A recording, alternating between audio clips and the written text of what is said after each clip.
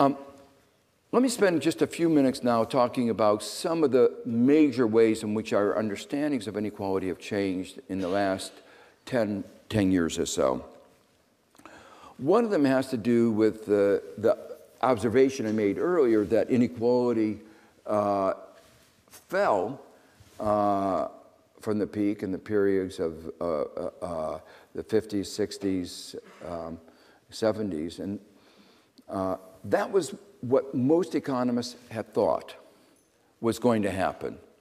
Kuznets, who was a great economist in the middle of the 20th century and got a Nobel Prize, enunciated a notion, an empirical regularity that has since been called Kuznets' law. He was too modest to call it a law, but his paper raised the idea, showed the empirical evidence, that as countries in the early stages of development, some parts of the country pull out from others, and there's a growth in inequality. We see that in China. But then as they get more advanced, inequality comes down as those that are parts of the country, those individuals that are further behind, catch up, and so the inequality gets reduced. So that's what most people thought was going to happen. And it was happening in the 50s, 60s. But then, as those diagrams showed earlier, in around 1980, things started turning the other way. So there's been this repeal of the Kuznets' law. And there's a big debate going on. What is the reason for it? Now, one aspect of that was that the period after World War II was an unusual period. There had been a high degree of social cohesion. The countries could pull together. It was a period in which, both in Europe and the United States, was the fastest period of economic growth. But it was a period of shared prosperity where, while all segments of the economy grew, those at the bottom grew faster than those at the top. So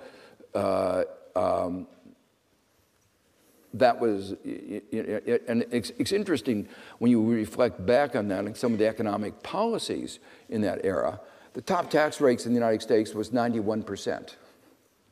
If you listen to some of the debate today, you would say 91%, why didn't anybody even show up to work?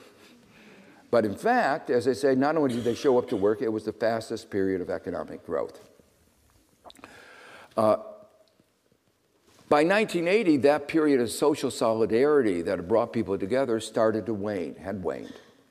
The 70s was a difficult period, and so that's when the ideas of Reagan and Thatcher came up of an alternative course. But this is where there are actually, you might say, two different theories, two different interpretations of what happened. The facts are clear. Beginning in 1980, we started to pull apart. We started to have this great divide. Piketty says, in effect, that what we are doing now is a restoration towards the normal laws of capitalism.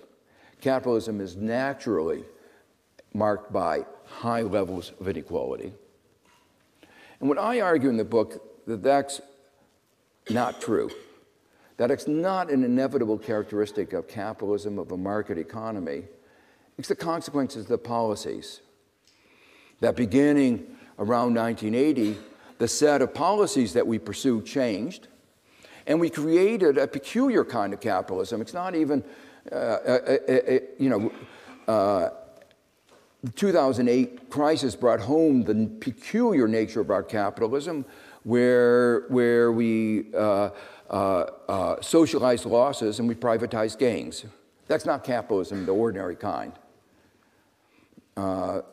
The system of corporate governance is not ordinary capitalism, where the management serves their own interest and not the interest of the corporation, not the interest of the workers, not the interest even of the shareholders. It's a kind of short-sighted capitalism that is really not functioning very well. So the basic argument that I try to put forward in this book is that, as I say, it's not about the inherent characteristics of capitalism. It's about the way we structure it. One of the reasons why I feel very confident about that is as we look around the world, what we see is very different levels of inequality. And inequalities of income, inequalities of opportunity. The economic forces are roughly similar in all the advanced countries. You know, the forces of technology, forces of globalization, these are global forces. And if it were just the laws of nature that were driving what's going on, then the outcomes would be similar in all the countries. But there are very large differences. In fact, in some countries, in recent years, there's been a significant decline in inequality. Even though the changes in technology are the same as, and the nature of globalization is the same as what's happening us in the United States and leading to the high level of inequality. So the implication of this is it's our policies, not the inexorable economic forces that are at play. Inequality is a choice. It is a result of how we structure the economy through our tax and expenditure policies, through our legal frameworks, our institutions, even the conduct of our monetary policy. So I may just dwell on that for just a minute, because most people don't think, well, what does monetary policy have to do with inequality? Well, the fact is that if you run a monetary policy that focuses on inflation and not on employment, growth, and jobs, you're going to wind up with a monetary policy where you tighten too soon, and you wind up with wages over time going down, unemployment being higher, bargaining power of workers being weaker, and inequality increasing. And the interesting thing is that finally, central banks are beginning to realize this. Janet Yellen, who's the chairman of the Federal Reserve in the United States, gave a speech where she talked about inequality,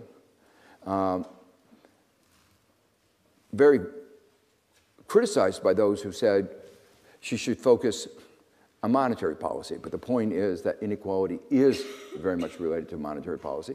And more recently, what I found quite striking was that Draghi recently gave a speech where he pointed out that QE leads to more inequality. It's one of the factors that you have to take into account in monetary. It may not stop you from engaging in QE, but if you look in the United States, how did QE work? It was another attempt at trickle-down economics, that you lower interest rates, get stock market prices up. You hope that the people whose wealth is going up will spend a little bit more money, and everybody will as a result, benefit.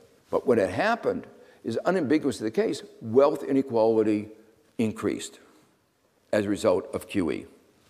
So the thrust of all this is that if you want to understand inequality and how we created it, you might say, brick by brick, step by step, over a third of a century by the amalgam of lots of different policies in all the areas that have created systems of corporate governance that have a short-termism, systems of monetary policy that focus more on inflation in the financial market than on employment and jobs. As you go down the list of every aspect of our economic structure, you can see how they contributed to the growth of inequality. A second major change has been, it used to be that we thought that if we want more equality, we'd have to give up on economic performance growth. And now we realize that these are complementary. And this is not just a radical view or a left-wing view. The IMF, which is not exactly a radical institution, has been highlighting all over the world, saying, emphasizing that countries need to worry about inequality because high levels of inequality are associated with poorer economic growth and more instability. There are many reasons for this, but I can see my time is running up, so let me just go on and just try to emphasize two more points. One is, because inequality is the result of policies, it is shaped by our politics. And this is the critical vicious circle, stronger in the United States than in other countries, but other countries are following our lead, that when you have the level of economic inequality that you have in the United States and in some other countries, it's going to get translated into political inequality. And that political inequality is then going to get translated into policies that lead to even higher levels of economic inequality. The last election in the United States, 2012 presidential election, each candidate spent over $1 billion. And the next presidential election is expected to cost a multiple of that. We have a euphemism. We talk about campaign contributions as if they were like charitable contributions. But the real answer is when the banks make a campaign contribution, they're making an investment. And they get higher returns from those political investments than they do from their financial investments, which we know before the crisis were a disaster. So that's part of the process of how inequality shapes the politics, which then reinforces the economic inequality. It was really the refrain that was at the article, the title of my original article.